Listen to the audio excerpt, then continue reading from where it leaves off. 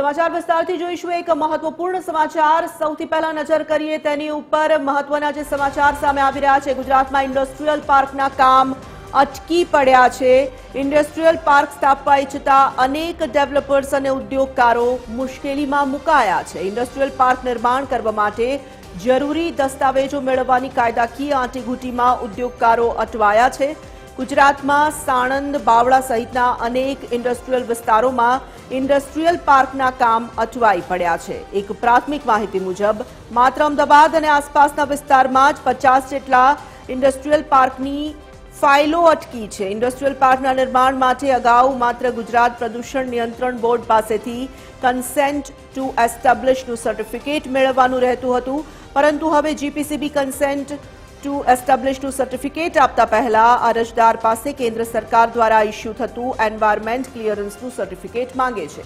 ગુજરાતના ડેવલપર્સ જ્યારે environment clearance certificate માટે ત્યારે કેન્દ્રીય એજન્સી એમ કહીને સર્ટિફિકેટ નથી આપી રહ્યા કે પર્યાવરણ મુદ્દે કેરળની એક એનજીઓ અને સરકાર વચ્ચે કેસ પડતર છે। જ્યાં સુધી સુપ્રીમમાં તે કેસનો નિકાલ ન આવે ત્યાં સુધી તેઓ એન્વાયરમેન્ટ ક્લિયરન્સનું સર્ટિફિકેટ આપી શકે તેમ નથી।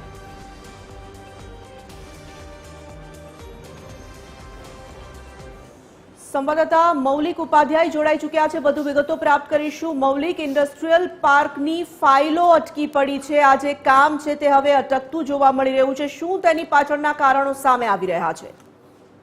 તોરલ, આખા ઇન્ડિયામાં ગુજરાત ઔદ્યોગિક અગ્રણી રાજ્ય છે, એટલે ઉદ્યોગમાં ગુજરાત પ્રથમ હરોળમાં આવે છે, પરંતુ જે રીતે જે ઈસી સર્ટિફિકેટ છે તેના કારણે અત્યારે હાલ ગુજરાતમાં અંદાજિત 100 જેટલા જે ઇન્ડસ્ટ્રીયલ પાર્ક છે તેના કામો અટક્યા છે। અને માત્ર અમદાવાદની વાત કરીએ તો અમદાવાદના આસપાસ જે જીઆઈડીસી વિસ્તાર આવેલા છે, સાણંદ છે, બાવળા છે, આ તમામ જીઆઈડીસી વિસ્તારમાં લગભગ 50 જેટલા ઇન્ડસ્ટ્રીયલ પાર્ક છે તેના કામો છે તે ઈસી સર્ટિફિકેટ ન મળવાના કારણે અટકી પડ્યા છે।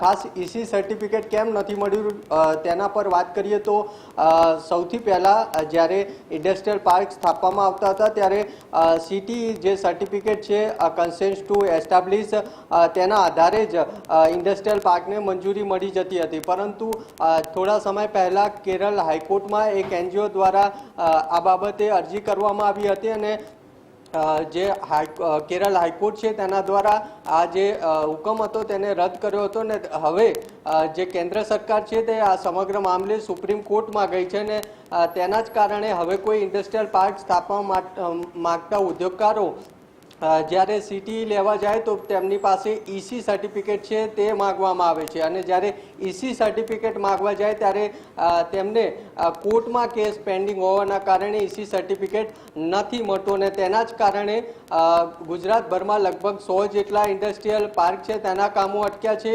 અને અમદાવાદ આસપાસ જે સાણંદ, બાવળા સહિતના જે વિસ્તાર છે ત્યાં 50 જેટલા ઇન્ડસ્ટ્રીયલ પાર્ક છે તેના કામો અટકી પડ્યા છે।